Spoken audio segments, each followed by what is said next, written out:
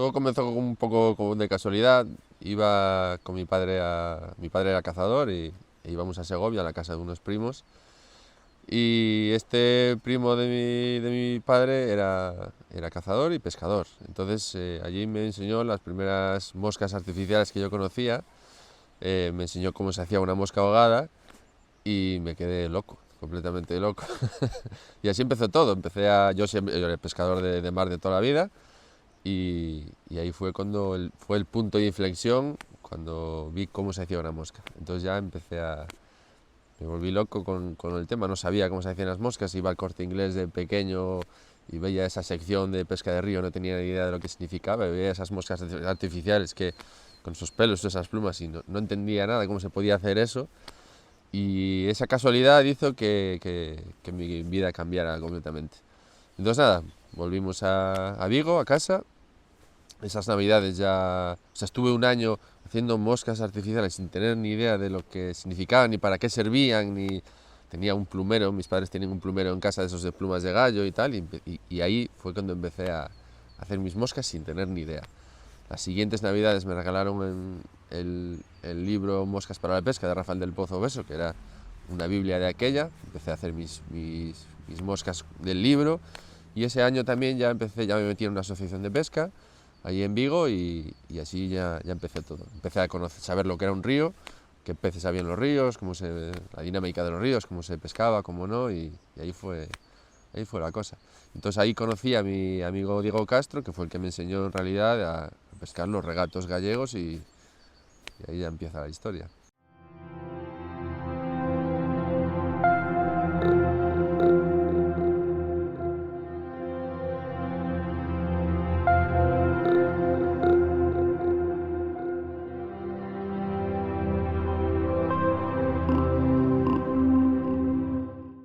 A partir del año 95-96, cuando ya empecé a, a hacer moscas de forma más continuada, más entendiendo que las moscas era una parte de la pesca, incluso separadas, pues mi pasión no dejó de crecer. Entonces empecé bueno, no sé si se debería destacar, pero sí empecé a, a ser un poco más público gracias a participar en talleres de pesca, en los concursos de pesca que se hacían de montaje de moscas que se hacían en el Corte Inglés, primero a nivel local en Vigo, luego finales y tal y cual, siempre empezando con trucha. Y hubo un momento en el que empezó a interesarme las moscas de salmón, y ahí fue cuando se organizó el concurso de pesca de montaje de moscas en el Corte Inglés en Santiago, y gané el concurso con una mosca de salmón. Entonces, claro, ahí ya cambió mucho la historia, empecé a creerme un poco que podía hacer algo y empecé a investigar mucho más con el tema de las moscas de salmón, me lo tuve más en serio, me centré mi afición en ello, y entonces de ahí a partir de ahí empecé a salir fuera, a conocer gente de fuera, festivales en el extranjero y tal, ¿no? Pero la base fue eso, los pequeños encuentros de montadores que organizaba el Corte Inglés, que organizaba Miguel Piñeiro, y esas pequeñas lugares mágicos donde nos encontrábamos todos los años, y ahí empezó a fluir todo.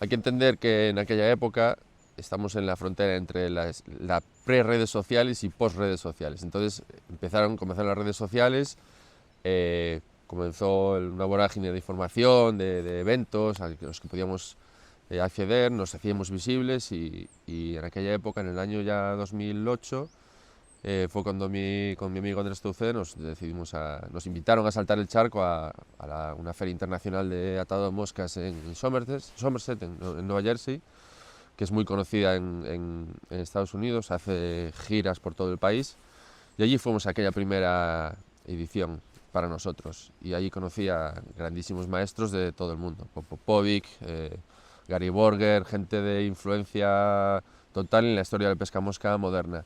Entonces, claro, ahí ya empiezas a ver las cosas como son en realidad, a, a estar cara a cara con los mejores y a aprender muchísimo. Somerset fue el primer año, volvimos en el 2009, Luego en el 2010 estuvimos en Carolina del Norte, en la feria de pesca de Carolina del Norte, y luego ya apareció el tema más centrado en Europa. He estado en Italia consecutivamente los años siguientes, todos los años repitiendo, en la feria que organiza la SIM, la Escuela Italiana de Mosca. Gente maravillosa que te lo dan todo, y aprendí muchísimo también de grandes maestros del atado de moscas y salmón clásica. Gente internacional también que iba por allí. Estuve también en Francia en alguna feria pequeña, y bueno, ahí ya el resto es historia, ¿no? Estos últimos 15 años, que ha sido la vorágine entre mi vida en Galicia, final de mi vida en Galicia y la llegada a Asturias, desde que gané ese concurso en Santiago, ha pasado muchísimas cosas. Ya te digo que eh, o sea, el extranjero, etcétera. Me han dado recientemente el premio a mejor atador de moscas a nivel nacional, que ha sido un verdadero honor, sabiendo la gente que hay tan buena en nuestro país. Entonces, claro, eso enorgullece a uno y premia un poco la constancia, el trabajo y la pasión, ¿no? Entonces, bueno, el reconocimiento ha sido muy, muy, muy bien acogido, ¿no? Entonces, nada, a partir de ahí ya me empiezo a plantear el tema de cómo contar todas estas cosas, ¿no? Entonces, claro, me parece la idea en la cabeza de poder plasmar todo eso que tengo en la cabeza después de tantos años investigando sobre las moscas de salmón, sobre la pesca, etcétera, y nada, y en eso estoy.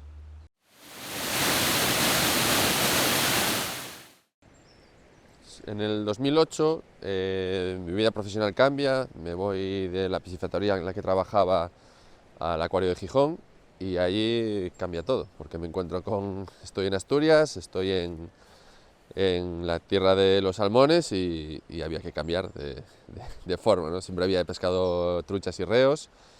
La primera experiencia con el salmón fue en el río Mandeo, pero no hubo suerte, así que en Asturias no había que parar, ¿no? Me planteé que tenía que pescar un salmón a mosca, y así fue ese 2008. Ya con mi querido amigo Emilio, pues me enseñó todo lo que sabía, y pesqué mi primer salmón ese mismo año. Y ahí ya me quedé prendado de este pez y de su pesca y de toda la idiosincrasia que lo rodea.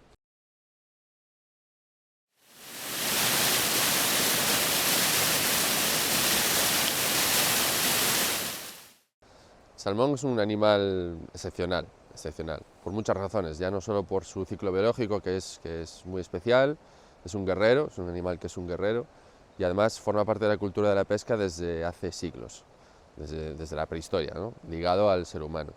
Y para mí es un animal que no debe desaparecer, ¿no? Entonces, un animal tan ligado a la cultura española, cultura del ribereño de Asturias y a la humanidad, no puede desaparecer, no podemos dejar que desaparezca. Entonces siempre me he sentido muy, muy en deuda con el salmón para poder y demostrarlo, pues ayudando en lo que pueda, desde mi punto de vista, evidentemente, y con mis opiniones, ¿no?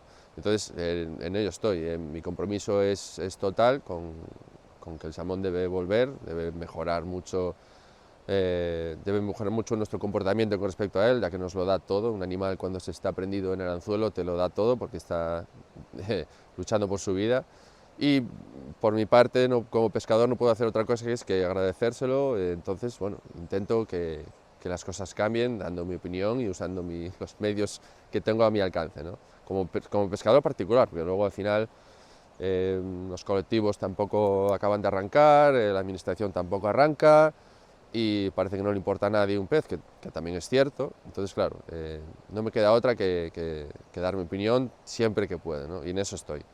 El salmón se nos va, el hábitat del salmón se reduce cada vez más, y cualquier animal que no tenga hábitat o recursos en ese hábitat, no esté sano, y haya ejemplares que puedan mantener la población, las nuevas generaciones como reproductores, no funciona. Entonces, claro, en eso estamos, eso es lo que le está pasando al salmón, se está quedando sin hábitat aquí en España, y nadie hace nada por remediarlo. Seguimos pescando demasiados, tanto con pesca extractiva, legal por supuesto, tanto depredadores lo acosan, y entonces, bueno, el salmón tiene tantos problemas tan innumerables que atajarlos todos es muy complejo.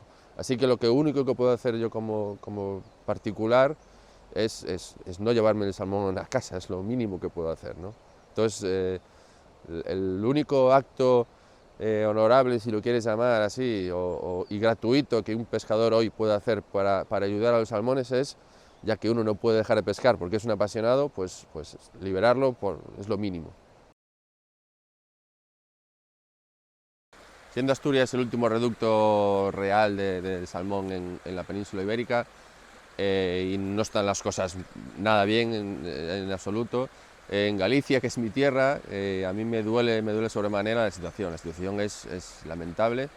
No hemos podido remontar todos estos años de decadencia, ni siquiera con los proyectos que hubo a partir del 95 de repoblación de Luya, etcétera, porque en realidad el factor clave para cualquier especie animal, desde un paramecio hasta un águila real, es la calidad de hábitat. Entonces, si no hay calidad de hábitat, si no hay accesos de los reproductores a las zonas de freza, si el agua no es de calidad, si seguimos abusando de este factor que es clave en cualquier especie animal, pues no vamos a avanzar. Por mi formación profesional no he visto cara a cara el producto de poner tiritas literalmente al problema de la pesca en nuestro país, y no funciona.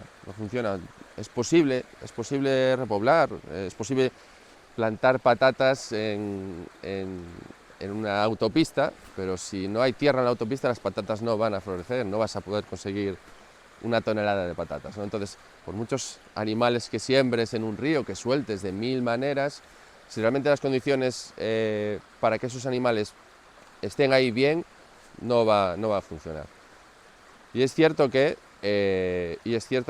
todo este cúmulo de circunstancias, el que realmente no haya peces en los ríos, genera que haya debate abierto entre los pescadores sobre, oye, ¿cuál es la solución? ¿Cuál no? Pues unos hay que pescar sin muerte, otros hay que repoblar más, hay que matar cormoranes, hay que matar nutrias, hay de todo. Es un sinfín que es una pescadilla que se muerde la cola, que no hace que realmente nos centremos en el problema de base, ¿no? Que es la calidad del medio ambiente de los ríos, ¿no?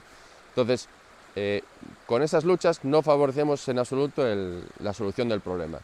Entonces, la pesca sin muerte no es la panacea, ayuda, por supuesto, obvio, y más en la situación en la que estamos, pero por mucho que tú pesques sin muerte en un río en el que al día siguiente hay un vertido de purines o hay un vertido de una central o lo que sea, no solucionas nada. Entonces, el esfuerzo debe ser por todos para realmente ir al objetivo, que realmente todos queremos tener más peces, todos queremos pescar más. Entonces, si el objetivo es ese, hay que encontrar un criterio objetivo, llámale técnicos de medio ambiente, científicos, biólogos, lo que haga falta para que nos digan qué hay que hacer, qué es lo realmente que hay que hacer, no en una charla de un bar, etcétera, y solucionar el problema, hacer que la administración se ponga con ello y solucionarlo, que al fin y al cabo la administración es la verdadera gestora de lo que nos rodea, ¿no? De los peces, de la pesca.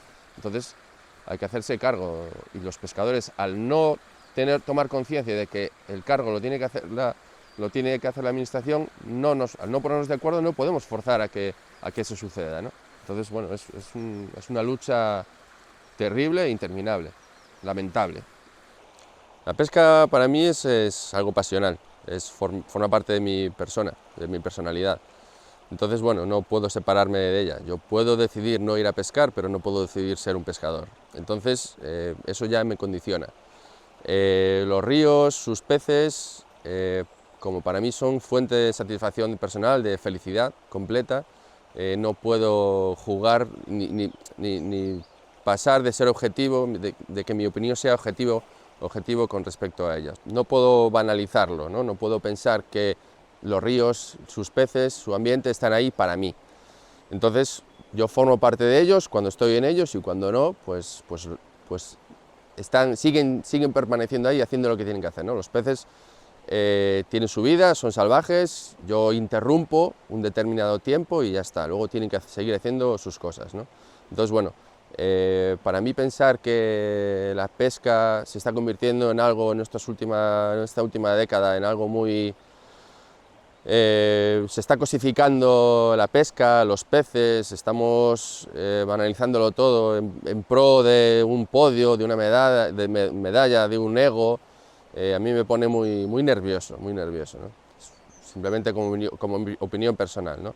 Estamos pensando ya incluso que podemos pescar durante todo el año como si no influyese en las frezas de los peces. Y es posible que técnicamente no influyan, pero es que tenemos que pensar que la moralidad de pescador debería prevalecer. O sea, a mí no me cabe en la cabeza pensar que si yo pesco X meses al año, unos peces que me lo dan todo, ¿por qué no voy a permitir que frecen durante 2, 3, 4 meses como deben hacer en las mejores condiciones posibles para que nuestra pasión perdure, ¿no? Y no solo nuestra pasión, que ya sería egoísta, sino nuestros ríos y nuestros peces, que también tienen derecho a vivir en paz un par de meses al año, ¿no?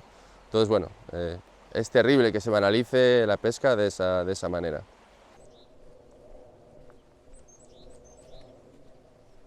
Como pescador no puedo hacer otra cosa que hacer un ejercicio de humildad y, y pensar que los ríos están ahí para disfrutarlos en un futuro y que la pesca es una actividad aparte.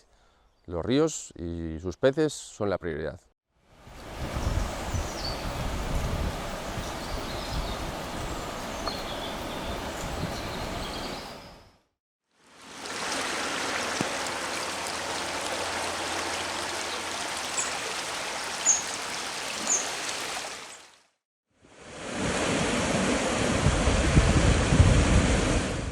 Ya llevaba tiempo maquinando, ya había colaborado con Revista Dánica, con algunas publicaciones con textos sobre el atado de moscas de salmón, y un día pues creí que bueno, era el momento, no recuerdo exactamente cómo fue, ¿no?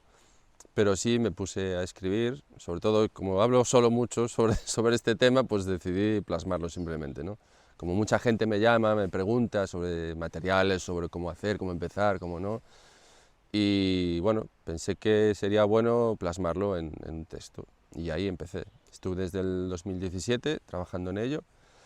Soy una persona muy vaga, ¿no? Le cuesta mucho concentrarse en los trabajos y como buen piscis casi nunca acabo nada de los proyectos que llevo a cabo. Entonces, bueno, me llevó mucho tiempo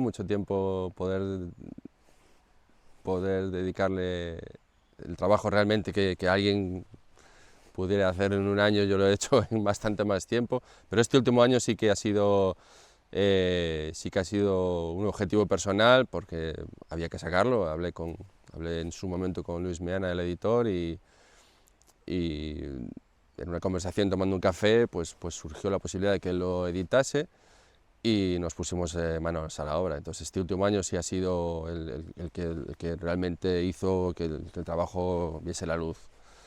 Y nada, después de 7 años de trabajo en el que sí hice la mayoría de las fotografías, porque ya había hecho casi todo el texto, casi toda la parte de los paso a paso, el resto de fotografías y partes del libro y concretar pues todas las partes, las secciones, todo eso ha sido el trabajo de este año, que ha sido realmente el que yo no conocía de esa faceta digamos, de publicar un libro, ¿no? El planteamiento para hacer este trabajo ha sido, al principio era un simple, voy a soltarlo todo, ¿no? Algo muy espontáneo, necesito liberar esto de mi cabeza, y empecé a escribir sin orden realmente y concierto, y bueno, simplemente cada vez que tenía la necesidad de escribir, pues lo soltaba, incluso de temas diferentes, y luego el trabajo real ha sido dar forma a todo eso, ¿no?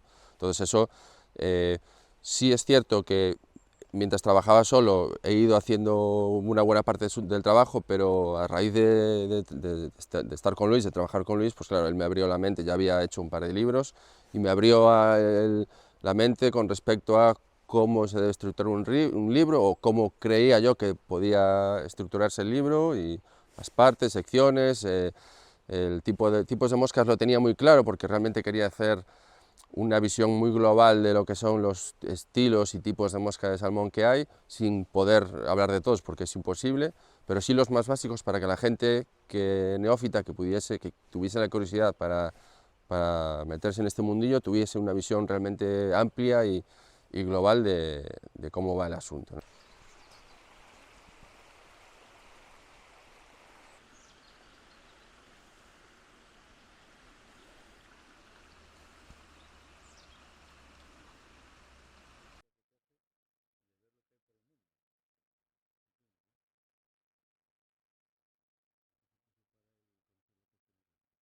Pescar en el extranjero siempre ha sido parte del asunto, porque nosotros, tanto mi amigo Diego como yo, siempre teníamos de referencia un montón de revistas, vídeos, etcétera, que llegaban de fuera o incluso nacionales, ¿no? Que demostraban eh, paisajes de pesca increíbles. Entonces siempre hubo un anhelo grande por salir del país, ¿no?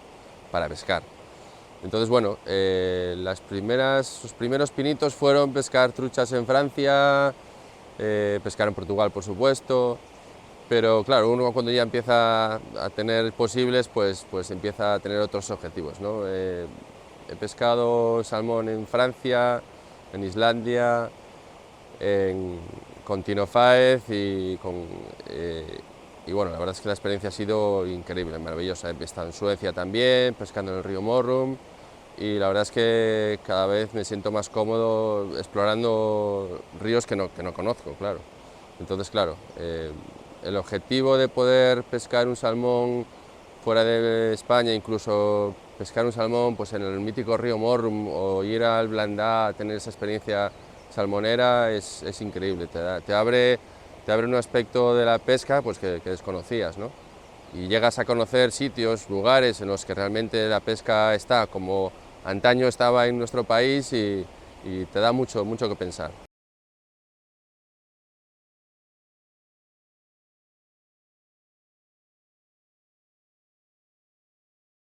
Vamos a lo que nos gusta, que es atar moscas ahora. Vamos a hacer una mosca muy sencillita, que es muy pescadora. Es un patrón que se puede variar en color, como queramos.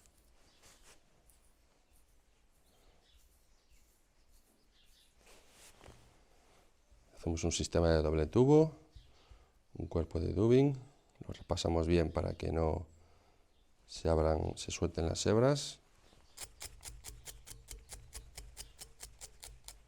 Abrimos para que coja volumen.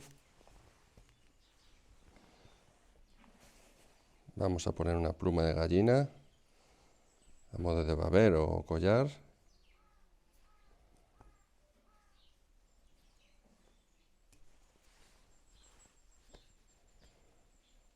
Damos 2 o 3 vueltas porque la gallina es una pluma muy espesa.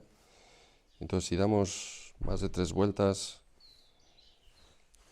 puede retener mucho aire y no deja bajar la mosca en condiciones. Cortamos el sobrante y aquí ya tenemos el collar listo. Aseguramos bien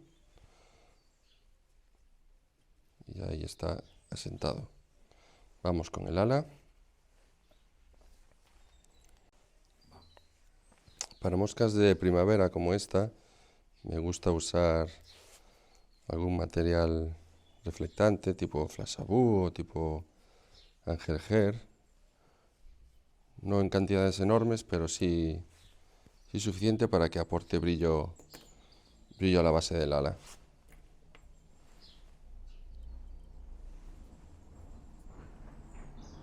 Vamos ya con el ala principal, que es en este caso de zorro ártico en color negro, que es un material muy dúctil, muy blando en el agua, que achica mucho cuando está en el agua y genera un movimiento extraordinario. Cortamos el sobrante de ala, muy ajustado al punto de atado y rematamos con el nudo final.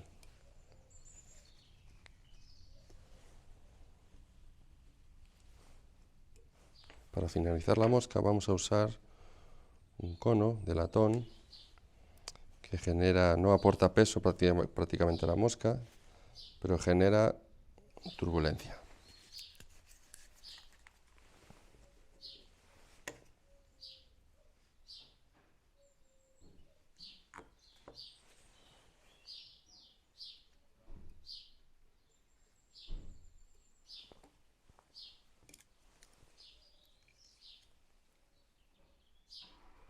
Una vez tenemos la mosca lista, solo tenemos que cortar el tubo a un par de milímetros del disco y quemamos el tubo.